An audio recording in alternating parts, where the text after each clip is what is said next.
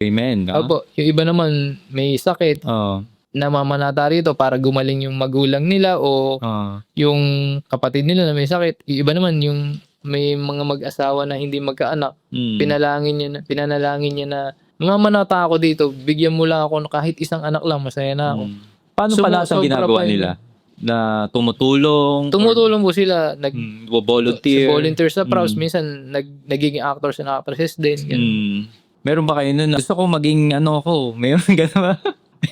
Wala naman po, pero karaniwan po kasi yung director Oo, talaga siya yung yun, siya namimili, talaga yung oo. mamimili kung sino yung tama dun sa role na yun. Ikaw, may personal story ka ba na gusto mong ma-share, brother?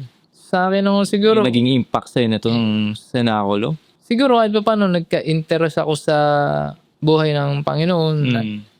Although minsan nagbabasa naman ako ng Biblia dahil nga kailangan gamitin mo dito. Tas yung mga biblical movies, dati naman di ako gano'n kahilig dun, nahilig na ako ng panonood sa gano'n. The Chosen.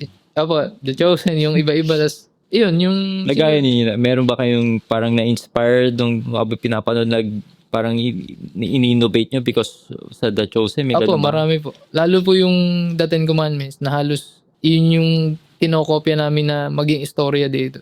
Wow, galing. Tas yung pong pagdating ng mga kasi kulang pa po yung script namin, lalo pagdating sa parables ni Christ. Ang dami pa pong hindi namin naipapalabas dito na galing sa yun yung po yung pinag-iisipan namin kung idadagdag namin ngayon sa So meron pa, gusto niyo pa siyang dagdagan po. pa. So hahaba siya. Haba talaga po.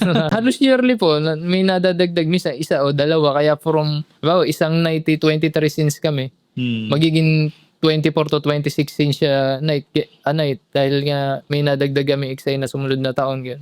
Wow, nice. And usually may yung comment na ibang mga parish mga ibang pare sa ginagawa niyo? Sa mga parish priest naman po namin dito, okay.